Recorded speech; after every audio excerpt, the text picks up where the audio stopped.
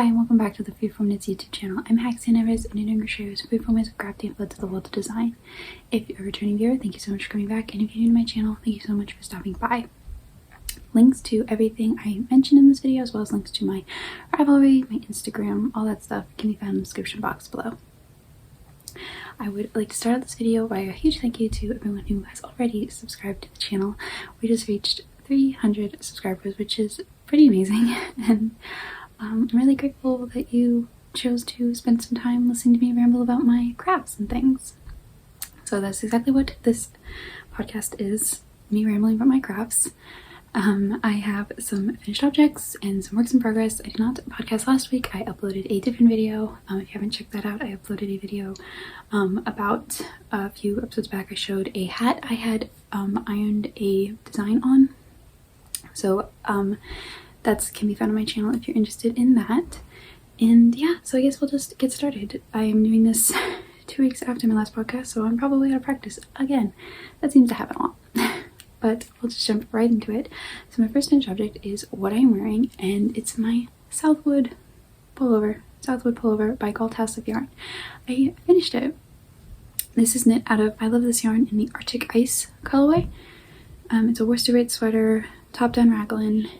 I used a 5.5mm needle, and it fits great. I talked about how I was afraid about the sleeves, but I followed the sleeves exactly to pattern, and they're perfect. I love them. The only modifications I made is for the neckline. I did not use a smaller needle, so the ribbing's a little bit wide. I prefer my necklines to be wider than tighter.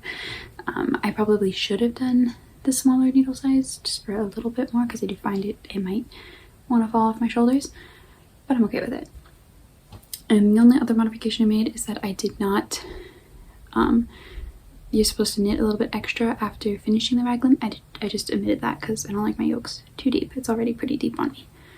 So yeah, I will try and show you length. It's pretty good, not quite cropped, but quite perfect. I'm very happy with it. So yeah, that's it. Pattern, it's a free pattern, so I'll have it listed in the description box if you're interested in making it. Just a little disclaimer, there's a lot of noise around me. I am upstairs rather than the basement, but it's a small house. We're a lot of people, so I do my best to edit out as much noise as I can. So just a little disclaimer. But moving on to my next finished object. I have two. This was the first one. My next finished object is this pair of socks. They're done, and I'm so happy with them. This is a just plain vanilla sock. This is using my shortcut heel sock recipe, which is my vanilla sock recipe with my shortcut heel, which is a heel construction that requires no short rows. I did it in garter stitch. You can also do it in stockinette. And it doesn't have the toe I use in that pattern. I did my hat trick toe, which is in some of my other sock patterns. But this pair of vanilla socks, I haven't knit a fingerweight pair of socks in so long, and I finally did. It's great. So this yarn is Knit Picks Static in the Boulder colorway, and it's a self-patterning yarn, and it was so close to matching. It's really hard with this yarn to like predict with the yarn how it's going to knit up. It was so close. I'm really not sure what went wrong. Like you can see here, the cuffs match, kind of. They're very similar, and then it has these two big patches, but the patterning is different. Like this is darker than this one.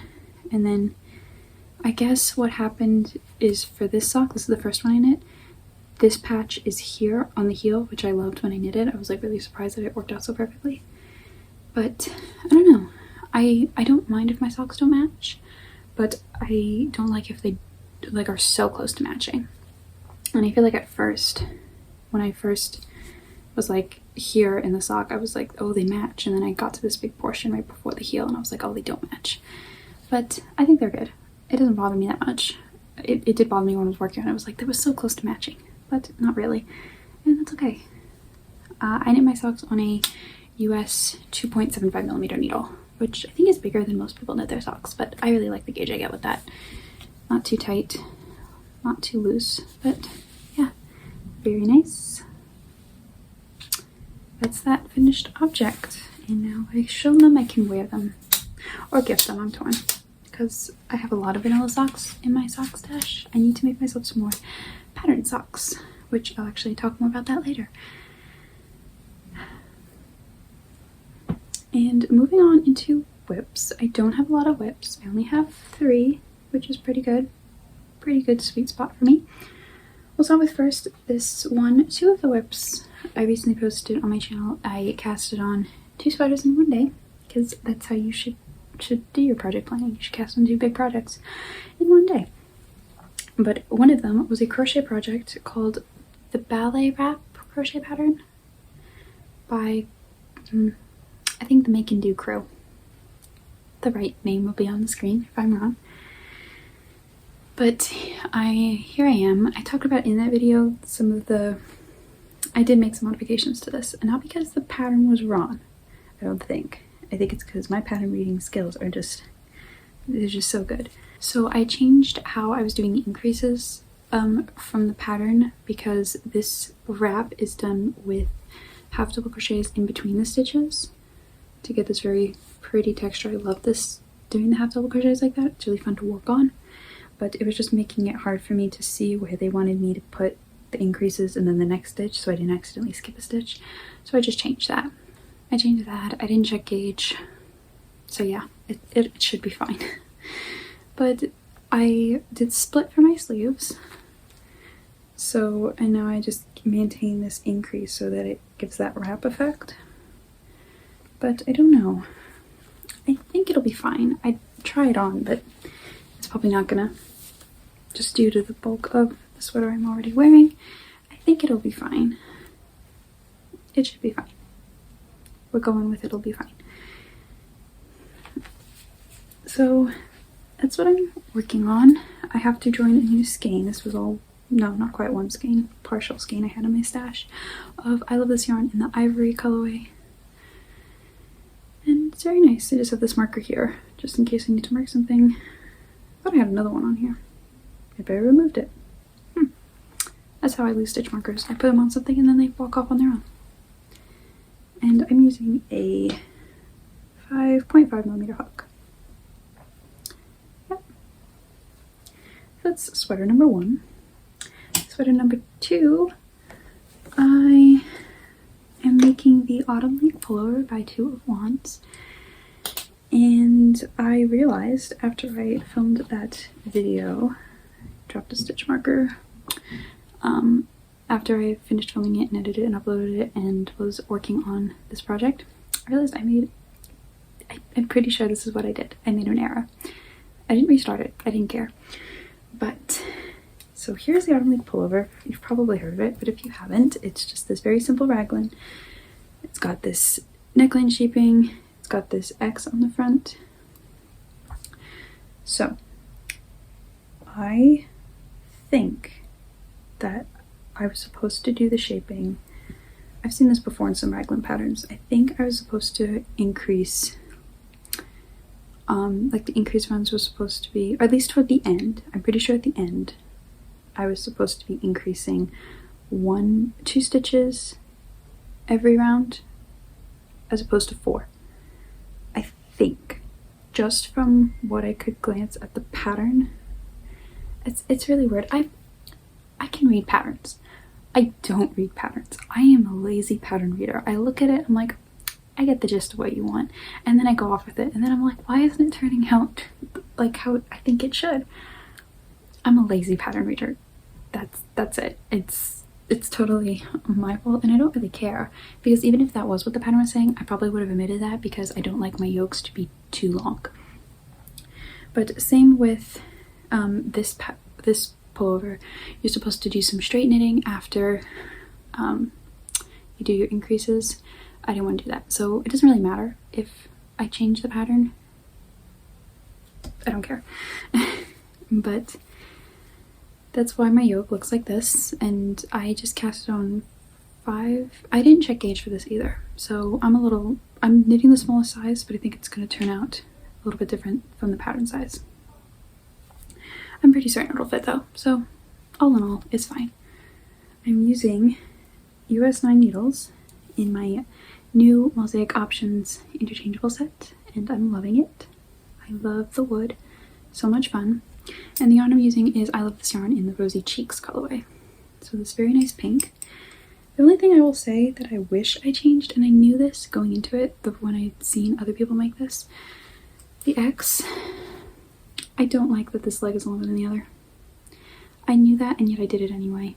Like, it only occurred to me when I was like halfway away from it that I could have dropped my stitches back and fixed it to make it even. But it's too late now because it'll be very obvious that I dropped down, and I don't want to have to worry about that might not block out. So that's the only thing I would change, but otherwise I'm happy with it. I'm also going to change the neckline. I'm not going to do the folded over neckline like in the pattern. And I'm knitting the round, which is also not like the pattern. No. It's basically just a straight raglan, if you I don't know. But this is nice vanilla knitting, round and round. Pretty good. And my last work in progress is another sock, but it's a DK weight sock. In this bag here, I'm just knitting a plain vanilla sock. I like having a plain vanilla sock on the go, and I'm using, again, my Options interchangeable needles in the size 4, which is a 3.5, I think. I can't see it. 3.5, yes, I was right. Size 4, and pretty needles. Nice vanilla sock, my DK weight sock recipe. No, Delightful Knit Sock is my DK weight sock pattern. Has 3 texture options, 2 different heels, and the yarn I'm using is Baby Bee Sweet Delight Prints in the Patty Cake colorway. Not much progress on this, haven't touched it in a while because I want to finish the first skein that I'm using for my Ottoman Pullover. So haven't really picked this up. But it's cast on and ready to go when I want to.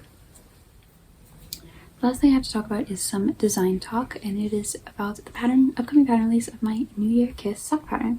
So this is the sock pattern I was working on a while ago.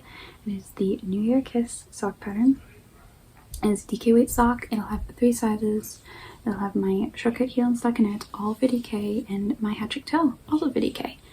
So the patterning on this sock is a lace pattern that is really fun to do.